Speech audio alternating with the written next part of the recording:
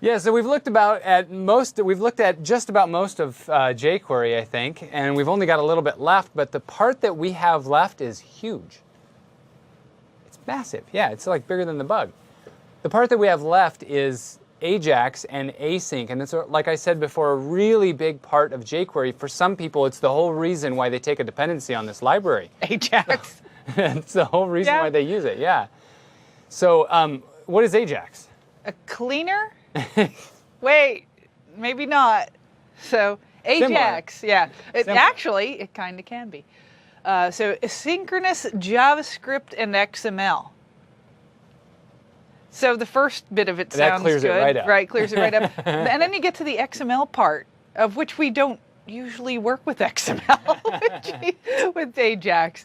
But that's the acronym. But usually instead of the XML part, we use JSON, which is when you put XML on a diet. Yeah. Right? Diet data.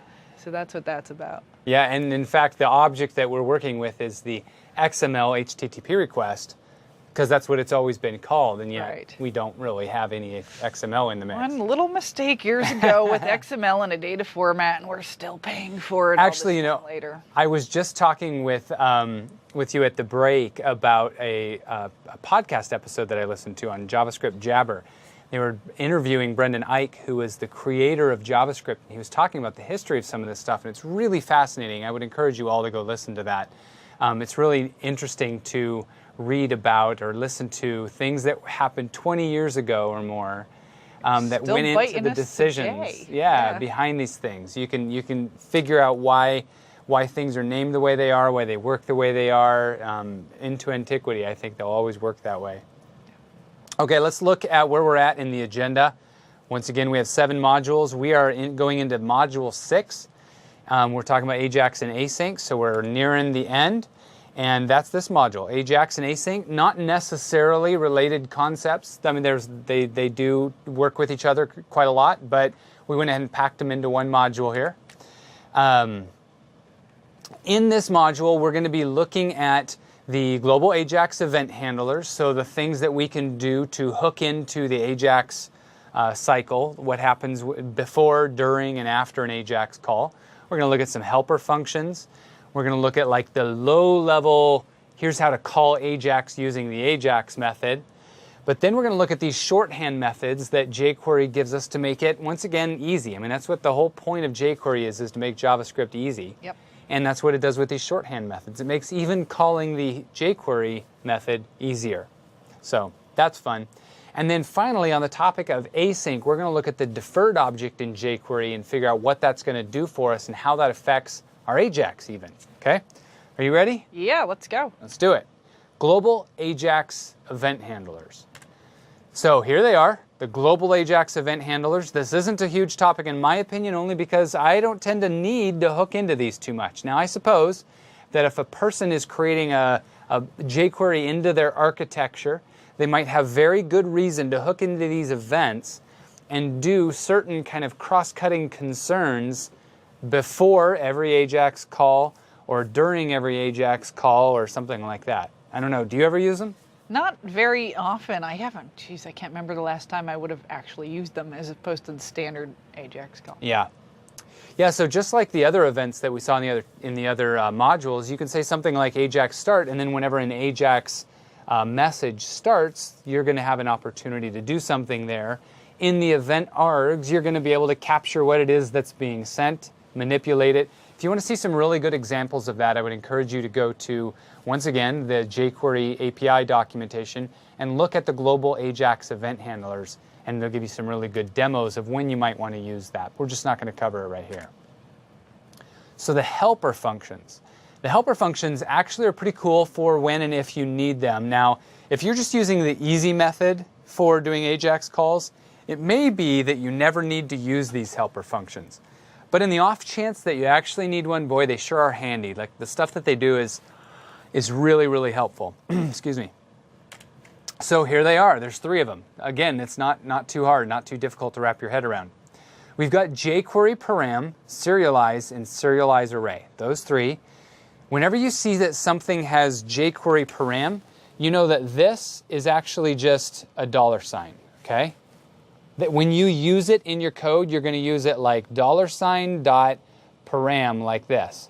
Okay, that's how you'll use that global method. We are going to bring an example up on the screen, and this is pretty cool actually. I haven't used these helper functions much. Once I looked at them, I thought, you know, that one would actually come in handy. But one of the things that really surprised me is some of these advanced concepts in query parameter construction here. Now notice that one of these is for jQuery before 1.3.2 and the other one's for after 1.4. So in my opinion, because I don't need to support any old stuff, I just go, okay, fine, I'll just cross that out, and I'll just cross that out. But that's the way those worked before jQuery 4, okay? Right. But look at what happens when you call this helper method, this param helper method, on a little array. This is actually an object here. There's the object with a named value called A, and it has an array, 2, 3, 4. When it puts those into the URL as query parameters, I was reminded of how it actually is able to do that. Notice that I'm calling this A, this one's called A, and this one's called A. I've got 3 parameters that are the exact same name, and they use our JavaScript-y array syntax. And so what this does is on the other end, on the receiving end, this gives us an array called A with the values of 2, 3, and 4, which is exactly what we passed in. And that's the whole point here, is to try to relay by way of the query parameters exactly what we are working with. Some JavaScript object goes into query string parameters, comes back out on the other end, and it looks the same. That's what we want. So the second one is all the more interesting, and I beg you to study this one. This one is passing in an object with 2 child objects, 1 and 2, and then another object with an array that is obviously jagged because it contains a couple of numerics and then another object. So this is just kind of crazy nested, right? Well, look at what that gives us. It gives us one parameter that is a sub b of 1, a sub b is of sub c is 2, and then an array called d that is 3, 4. That's these 2 values here, and then d sub 2 sub e is 5. And that gives us this value here. So really cool the way that works, in my opinion. I really love that we have a format for relaying JSON by way of query string parameters. Right. So that's the params. Let's look at the serialize. Serialize takes something like this form field, where I've got a drop-down list, some checkboxes, and some radios, and it turns that into a serialized string. And this is in the format that's expecting if I'm going to do an AJAX post. So if I do a post to a web service and I want to pass in data, this is the format that posts are expecting data in. So this method, .serialize, you're going to be able to give it any arbitrary object that you want, and it's going to turn it into that exact syntax. Okay? And normally you don't call this serialize on an object, you call it on a form itself. So you have a form on your page, you just say serialize this, and that's what it turns it into. If you have a form on your page and you want to see the results of that form, that filled out form in JSON, then just use serialize array, and it's going to serialize it for you in JSON. We'll see both of that. We'll see that one next. So here's a form at the top. I'm submitting it, and then with the submitted form value, I'm saying this, I want to serialize that array, and then that is turning into what you see here, a big name value pair of objects that are all arrayed together. I hope that's clear. Let's go ahead and move on and look at the low-level AJAX functions. So this is the most low-level, which usually means hard. Yeah. And means powerful, right? Yeah. So if you need that, if you need the power, you're going to have to take on the difficulty of calling one of the low-level interface functions. And predominantly, the most useful one is the AJAX function there. So the $.AJAX is a global function. By the way, I'm not sure that we've made that completely clear, but when you see something hanging right off the $, that just means that it's a global function. Yeah. It's not something where you're specifying a query, a selector, and then you're chaining some method off of that. Rather, you are calling jQuery the library in general, and you're calling a method that sits directly off of that library. They call it a jQuery global method, okay? So this global method is the AJAX method. And the AJAX method is pretty heavy. There's a lot to it. Yeah. This sucker is going to be calling the service, passing all kinds of options to it, and then depending on all those options that go up to the service, it's going to determine how that service returns a result and how that result is returned to your code. So there's quite a bit that's going on there. So once again, we're going to need to go back to the documentation and look it up. We'll go to API documentation. In here, there's the AJAX section. The AJAX section is right at the top there, which is fortunate. And I'm going to go into the low-level interface functions. This gives us AJAX and the others, and I'm going to dive into AJAX. And inside of AJAX, you can see that it's expecting a URL. That's good. I mean, if we're going to talk to a service, we better define who we're talking to. Maybe. Yeah, maybe. And then it's also going to allow us to optionally give it a bunch of settings. Now, those settings are in one of those big options objects. And so you're going to specify this options object, and you're going to pass in some or all or none of all of this stuff. Look at all of that. Woo! It just goes on and on. So you can throw in everything, including the kitchen sink. Yeah, yeah. You could include every one of these options. They might not all go together. It might be nonsensical, but you could have a gigantic AJAX function that has a whole bunch of them.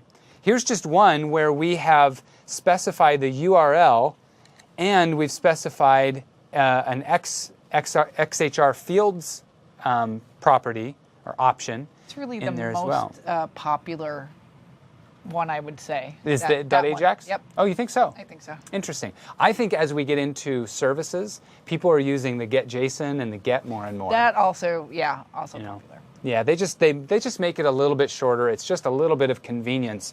But yeah, this one is the one that packs all the punch, and a lot of people use. Okay, so let's actually do a call here. In order to show this, we had to have a service. Now, there are lots of services out there, but there's this little concept you have to know about.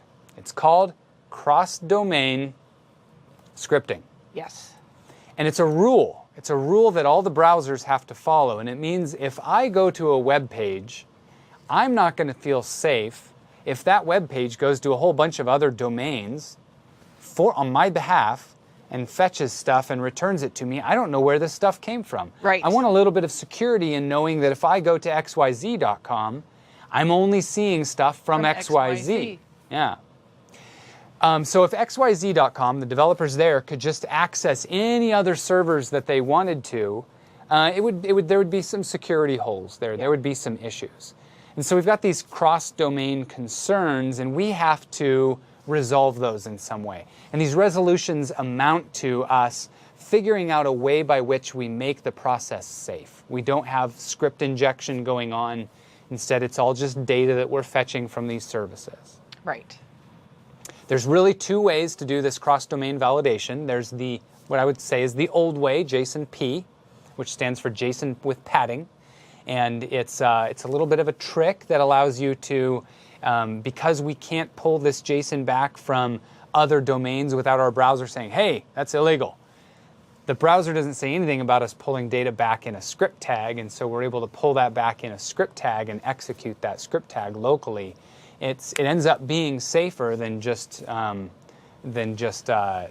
bringing back the script directly, but it's a little bit of a pain for developers. I hate JSON-P programming. Yeah, I know. It's no fun at all. So the second method, the more modern method, is CORS, C-O-R-S. Yep. Cross-origin, something, something. Something scripting. Resource scripting? I think. Yeah, I think that's what it is.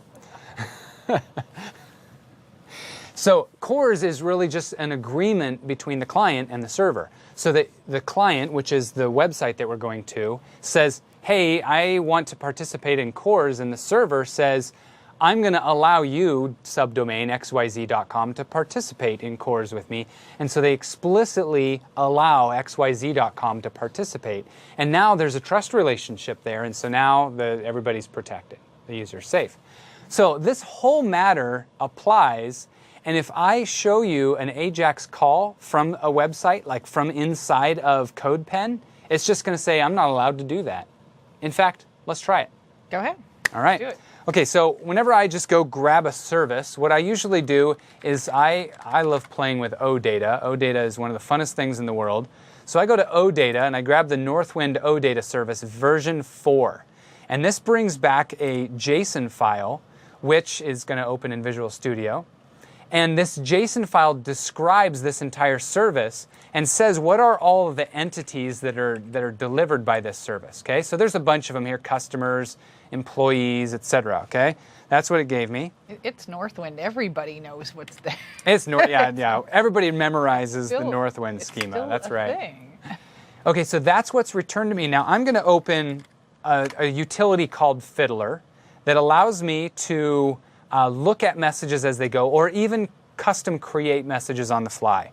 So let me go back here and copy this address. I'm going to copy that shortcut, and in Fiddler I'm going to go to my composer. And I know I'm going quickly, but you guys can go hit rewind and slow it down. So I'm going to execute this, and it's going to bring back some JSON for me. Right? Look at that. That's slick. If I look at the raw, this is just JSON.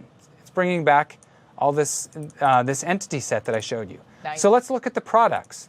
To look at the products, all I have to do is say /products. There it is. There's the products. Notice the size here. This is 4,313 bytes. That's right, bytes. And now I'm going to double click on that one and look at the message. And here it's bringing back these products for us. There's one and another and another and another and a whole bunch of them. There's a lot of products that it's given to me. Well, I might, especially if I'm developing for mobile, I might just want a little tiny piece of this. Maybe when I fetch from this service, all I want is the product name. That's all I'm going to use anyway. So I'm going to go add that into my request. And I'm going to say, actually, I want to select just the product name. And then request. And now look at the size of this request. 878. Oh, just a tiny difference. As compared to originally 4,300, or even, as compared to 4,300. Because if I look at it now, it's only including that one property. This is awesome. This is really cool. Okay, so let's take this example and say, this is exactly what I want. This returns JSON. That's what I want. Let's use it. So let's go back to if I have it open here, I don't. Let's open it again. Go back to my CodePen. Go back to my introduction to jQuery. And I do have some methods here. And I wanted to use the AJAX functions, I believe. Okay, so don't care too much about this DOM. It's just a div. The CSS is very unexciting. It's this that we're concerned with, and I've got all this coded out or commented out for now. I've just got an AJAX call. So let's do this. Let's say URL is... Now I am not able to type inside this screen. There we go. That was throwing me. That was weird. That was throwing me. Yeah, it's that bug. Don't bring back the bug. There we go. I'm going to comment out the old one that I had, and look at this. I got this super awesome service that brings back JSON. I've got my success. I'm ready to console log my data once it comes back. I'm ready for success here. I'm set. I'm going to save it. I'm going to run it. Nothing. Oh, no. Nothing. I got nothing. Let's go look at my console and see what's going on here. Let's clear it, run it again, and it says, wow, it really didn't expect that. It actually came back with the value. Why in the world did it do that? It's supposed to get a CORS error here, and it did when I practiced it. Well, this is actually good news. It did come back with something. Interesting. Okay, well, that was supposed to show you that it was going to come back with a CORS error. The only thing I can imagine is that the service or the section of the service that I happen to grab already has it enabled, because you can see here that it says I sent a request to this address, and it was required that I used CORS for this. I had to include a header. So in fact, if I jump over to Fiddler, you know, it could have been Fiddler that helped me out there, although I didn't. That's not the way it worked for me before. I'm going to look at this one right here. This is that service call. And I'm going to open that up, and I'm going to look at the raw request. Here's the raw request. And look here, this is saying for an origin, here's where I'm coming from. And for an accept, that's it, just for the origin, here's where it's coming from. So I'm sending that as the origin. Hey, server, this is where I'm coming from. This is a CORS header, okay? Now, what I think happened, I'm not positive what happened here, but what could have happened is that in between the time that I last tested this and now, the Northwind service may have allowed either everybody through CORS, or it allowed CodePen through CORS, and so now it's working. Right. So very interesting there. The timing is impeccable, and not necessarily convenient, but impeccable for sure. Okay, so this is cool. This actually demonstrates what it looks like when CORS works right. And I can actually use this service now. This opens up a whole new world for me, because what I did for you was I went to Visual Studio and I created a new Web API project. And in this Web API project called CORS Demo, I actually just went with the core. I shouldn't use the word core because that's now an overloaded term, but I went with the base template for Web API. But then I went into the config, the Web API config, and I said, enable CORS for all domains. So I just opened it wide up. This is what you would not do on your production server, but I opened it wide up. So now anybody could do cross-origin calls to this service. And then when I created that, I published it into Azure. So it's very easy now to just say right-click publish whenever I change this. And I'll just show you the one controller that matters here really quick. I just have a get, and this get returns an array of 4 values, value 1, 2, 3, 4. So let's go look at this in Fiddler. In Fiddler, I'm going to save that one because it actually worked. That's wonderful. I'm going to go to Azure websites.net /API/values, and it's going to return to me JSON. And this JSON is simply those 4 values. If we look at it in the raw, it might make more sense to you. That's the raw that it's given back to me. And it is actually paying attention to the CORS here. So if I send a core request, it's going to honor that. So I'm going to go back to my demo here, and I could use either one of these now, and this should actually work for me. This is console logging out that data. This is the Northwind one. Let's just take a look real quick at the very simple one, because the one that I made with just 4 values is going to be much simpler. So this is going to go to my demo, to the values. It's going to fetch it, and I'm going to console log the data here. So let's go ahead and execute it. There it is. And here's the data. The data that came back is that data that came back from that service. Now, it doesn't look so impressive because we're used to getting data back from services, but this is cool because this is from a website, one domain talking to another domain and pulling back this stuff. And we did it using jQuery's AJAX method. Now, the AJAX method really isn't difficult. There's not very much that you have to provide to it. You do provide everything to it in settings here. And so I've provided it a URL as a setting, and I've provided it the success callback as a setting. I wouldn't have to do it exactly like that, and I'll show you what I mean in a while, but that's quite simple. Now, let's do this same thing, but instead of doing it using the AJAX, let's use a shortcut method. So I'll comment that one out. We'll scroll down to the get. And the get is analogous to doing an AJAX, but it's a little bit simpler. You don't have to pass it in with a settings object. You can just pass in 2 things, the URL and a function. That function being the callback function for whenever it's successful. So really, as you can tell, it's really not that much simpler, but in some scenarios it is a lot simpler. So that's working. And then I'll skip over the post for now, but post is analogous to doing AJAX, but adding a type of post, so that you're actually doing a post request to the server. For now, let's play with this a little bit. Let's re-enable this one.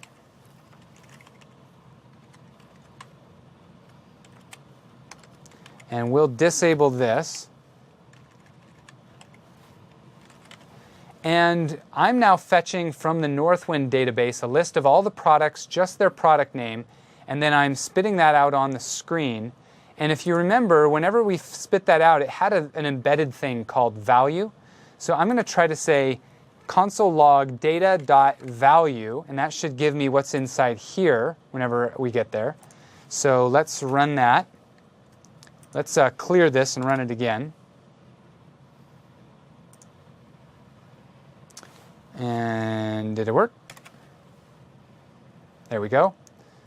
So there's the array. Here's the values. And let me just expand one of those. And we should see, for some reason, my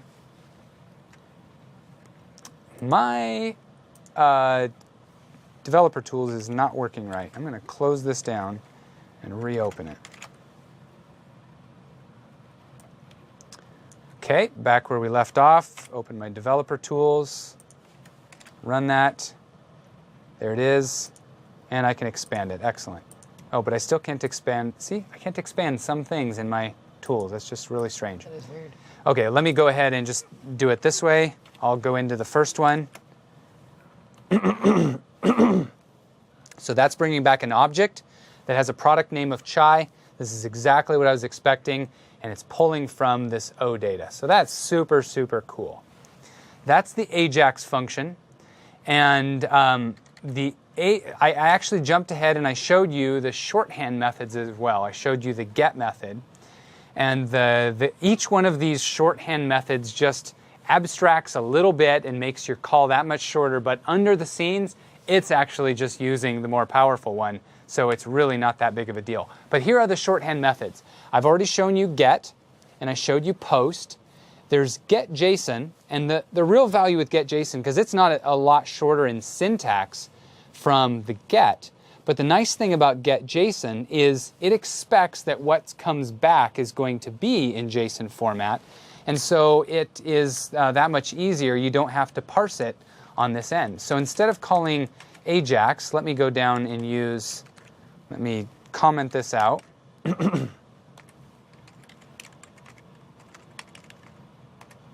We're going to use this one, but we're going to overload it here and say getJSON. This is the thing I want to go to.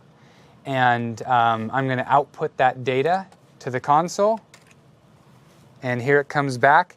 And it looks identical to the way it did before, only because the console is capable of printing out an array in a format that looks good to humans. But the way this actually came back to us is as an array. So it would be ready to work with here. I would, for instance, be able to say data.forEach, and I would be able to write a function over each of these. These are products, so I'll say P. I would be able to write a function over each of these and do something with p.productName. Hope that's clear. So that's getJSON. The get script is actually going to bring script back from a server and execute it. Does that sound safe? Not really. Normally, dynamic execution of script is not a safe thing, but it may be that it's your server talking to your server. It's in a controlled environment. It's perfectly safe. That may be okay. So yes. In those cases, it might be perfectly acceptable for you to use get script, get something from the server, and execute it. Right. Not everybody's going to follow that, though, and they're just going to be downloading script everywhere, and I've seen that happen, and it never ends well. Yeah, no, people don't end up happy at the end of that one. And the final shorthand method that I'm going to talk to you about is load. So load is super cool. I still remember when I realized, when I learned about load, and I was like, oh man, that's going to make my life easier. Once again, it's just a wrapper around some of the other ones, but it takes some of these concepts and it puts them all together, and it makes for a really short call. So let's go to my pens, introduction to jQuery, and I believe here on the front page, I've got the load method. There we go. So you can see I've just got a results div. I've just got a simple CSS thing here. And then I'm going to say into that results, I want to load, and then I call that, that page. Now what I wanted to do here was I wanted to call, and we'll see if this is working just because the other thing was, but I wanted to go to this service that I have standing up, and instead of diving into the API and getting the values and getting JSON, like you'll notice that Internet Explorer says, oh, hey, this is JSON, that's not a web page.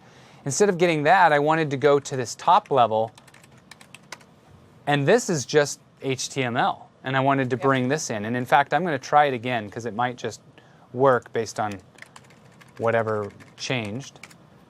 Let's try it. And no, it's completely blank. So the reason why it can't do this, in fact, we might see our error here. That would be super cool. Let's try this again. There's our error. It's saying the origin s.codepen.io is not found in the access control allow allow origin header. And you might say, well, I thought you added that to your web service. And in fact, I did. But when you add something into the Web API config, it only affects the Web API.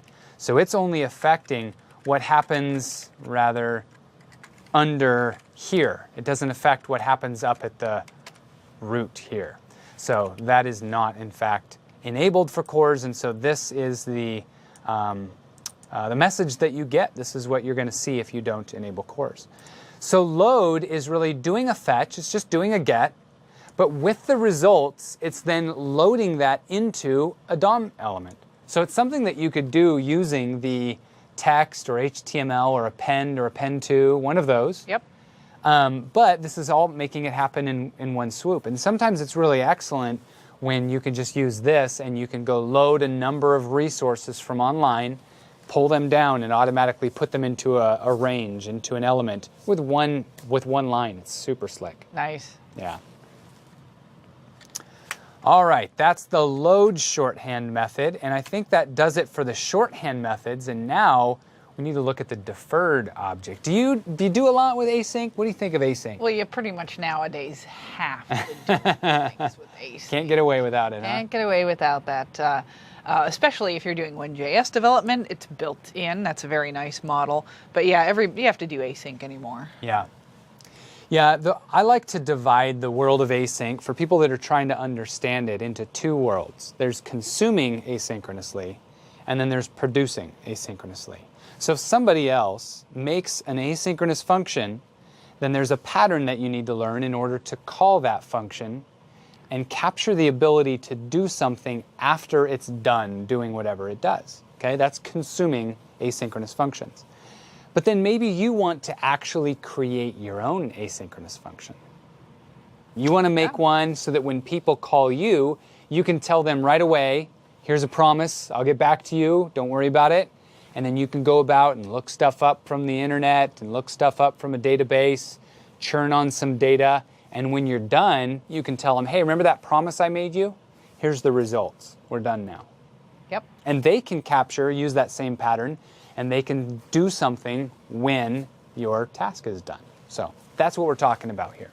Now, it is a bit different in jQuery than it is in other libraries, perhaps. Really, there's one standard for promises. There might be more standards, but there's one predominant pattern, and that is in the CommonJS library, and it's called the Promise A pattern.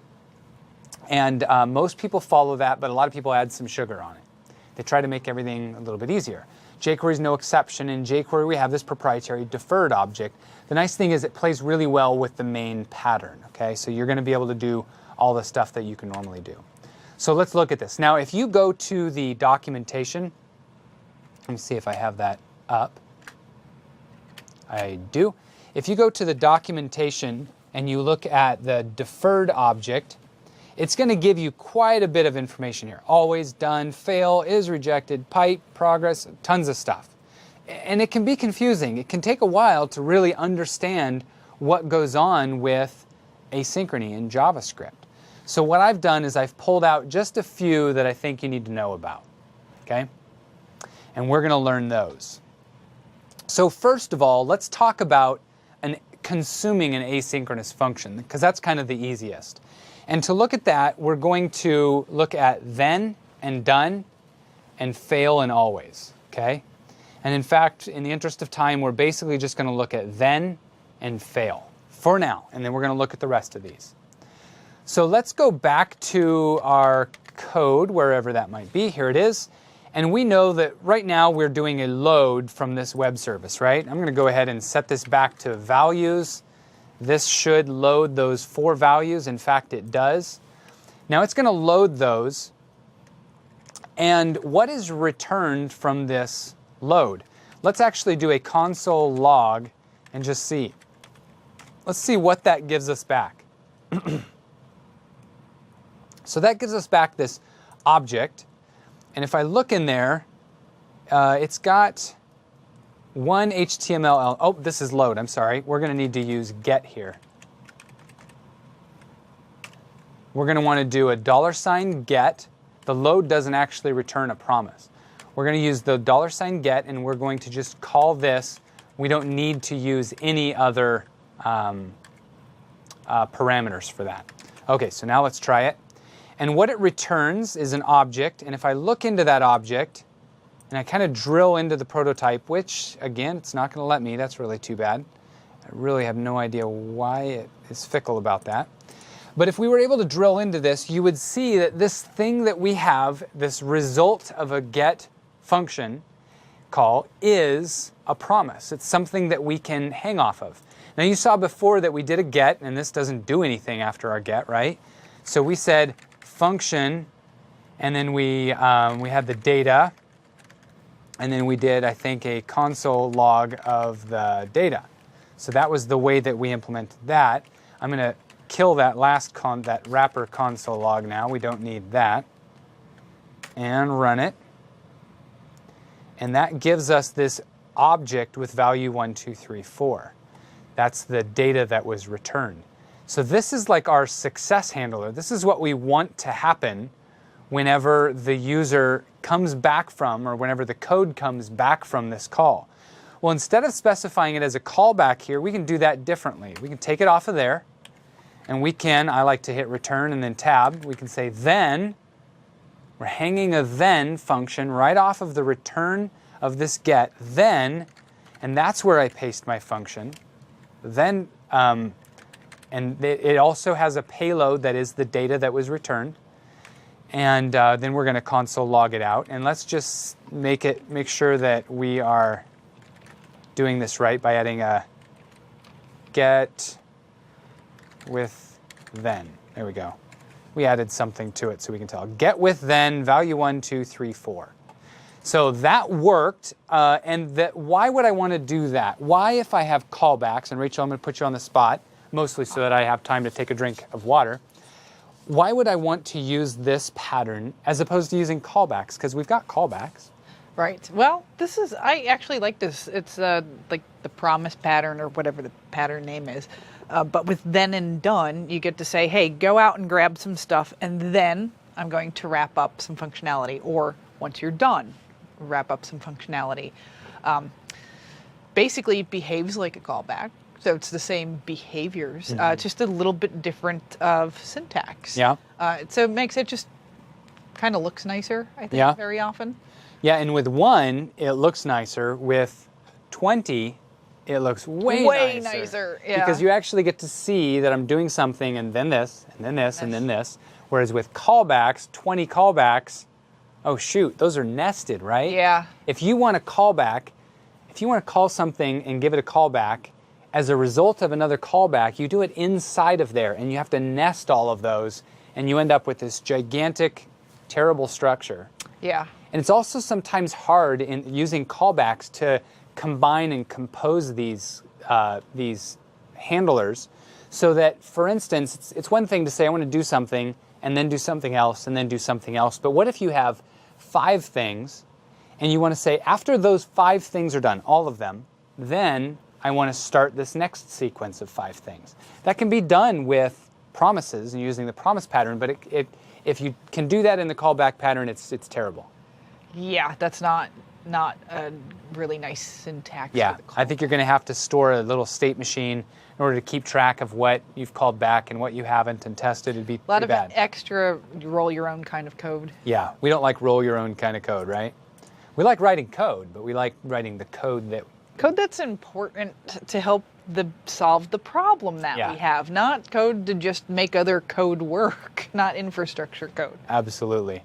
I love to say it's all about developing the essence, not spending time on the ceremony. Right. Okay, so where are we? We have a get method that's coming back. It's using a then. By the way, I'm not going to talk too much about done. It pretty much does the same thing as then.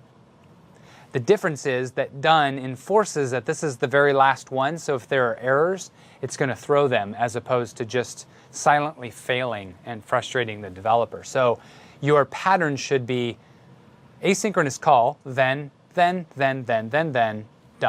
So done should be your last one. Handler. Absolutely. You can also say fail. You would probably use these in conjunction, and they can be chained. So I can say fail, I want to write a function, and it's going to return to me the error and give me a chance to define what it is that happens when I fail. If I called this service and something bad happened, I capture it right here, and I get to fail friendly. I get to give the user a memo, a message that says, hey, this didn't work, something like that. I get to do a friendly failure instead of letting it throw an exception and climb all the way up the exception stack and crash the program or whatever. Okay, so that's a simple use of, this is basically how to consume an asynchronous function using the promise pattern. But now we're going to talk about actually creating an asynchronous method. So let's go ahead and leave this one here. This is, okay, so I'm going to tell you about something intermediate first. Let's write a function here called call service, and I want to wrap all of this with it. So all of that stuff gets wrapped.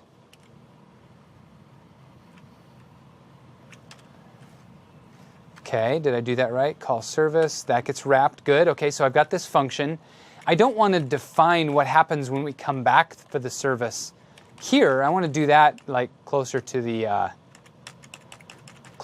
use of the service itself. So I think I've got one extra curly brace there.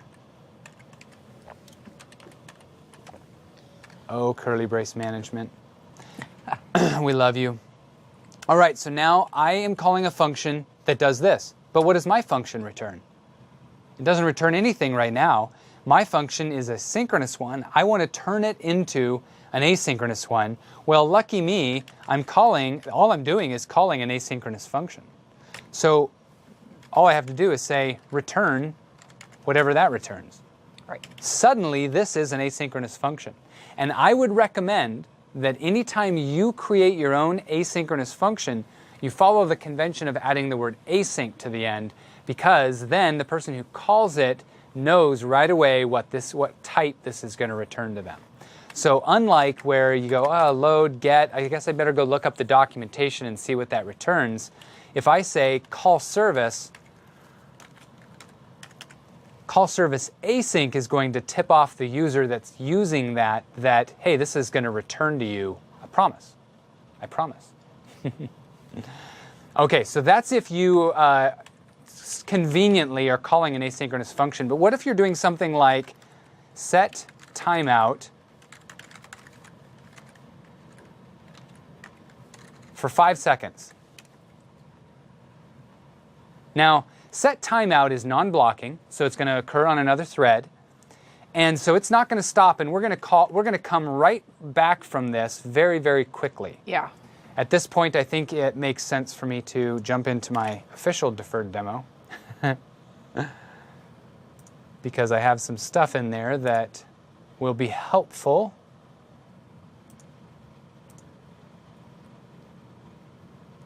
Let's shrink this up a bit. I've got the jQuery deferred here. The DOM is insignificant. CSS is insignificant. Here we go. Okay, so now this is what I want to illustrate. This is bad. What we're doing here is a get to a web service. Let me just try this. Let's do the bad thing. It's not bad as in it crashes. It's bad as in bad thing will still work. Yeah. It'll technically work. It doesn't mean it's a good thing to do. And it depends actually on your definition of it will work.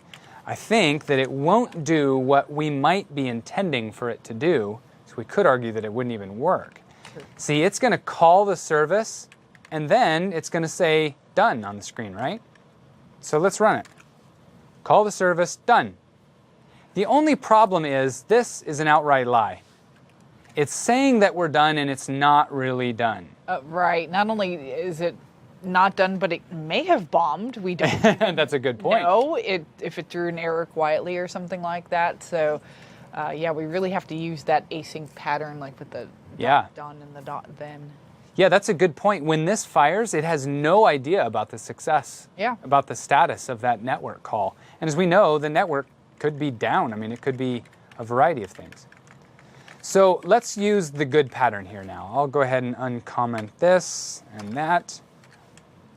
Now what I'm going to do here is I don't necessarily have the luxury of, because I'm using the set timeout just like I was showing you, so I don't have the luxury of just returning the results of somebody else's asynchronous method.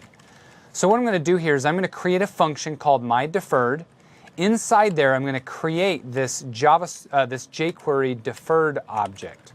Okay, so if I take you back to my slides, which are here, I'm showing you about all of these, and right now I'm showing you about the deferred. Okay, this is an object that jQuery gives you.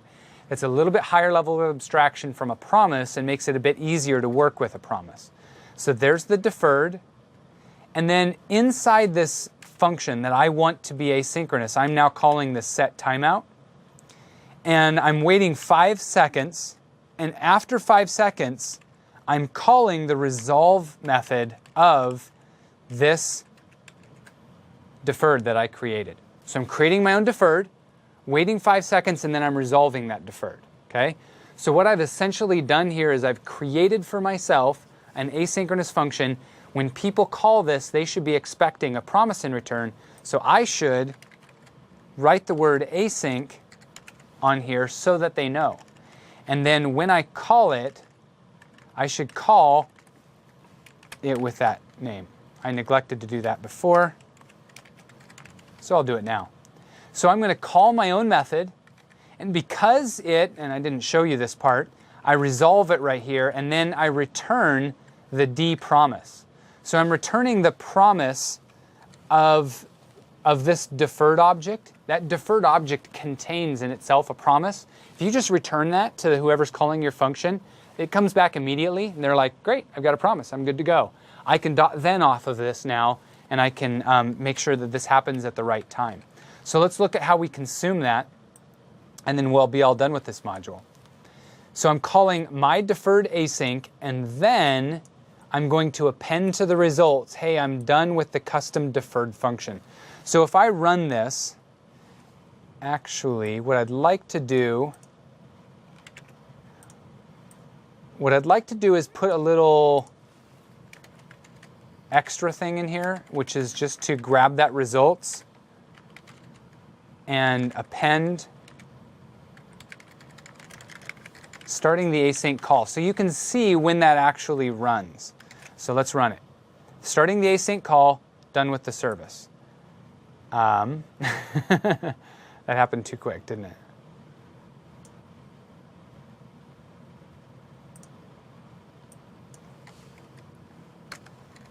That should have worked correctly. Done with the service call. It's happening right away. Do I have anything? Oh, look at this. Done with the service call is happening right away. I'm just doing a get. I need to actually call my deferred. I've got a confusion of code here. I need to comment this out.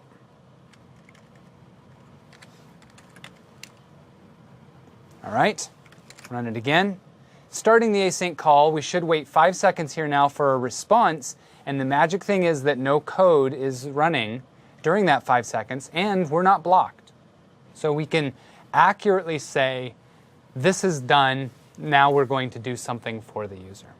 Right, and in the meantime, you could update the user interface, let them know what's going on, progress bar, progress ring, that kind of thing. Yeah, and I didn't even mention this promise pattern is robust enough to not just tell you, I'm done now. It's able to tell you all throughout, I've made a little progress. I'm at 20%. Right. I've made a little progress. I'm at 23%. And you can use that to update. I think of promises also as like an IOU or a loan, right? So I'm, loaning it, and you'd give a little bit back until you paid it all off. Yeah, there you go. That's a good idea. So it's like a loan, if you think of it that way. Yeah, I like that. Okay, well, we're going to go ahead and take another break, a 10-minute break, and we'll do our final module, Module 7, all about jQuery libraries, other libraries that you might want to use. All the JavaScripting out there. There you go. There's a ton of it. Ton of it. Okay, see you in 10.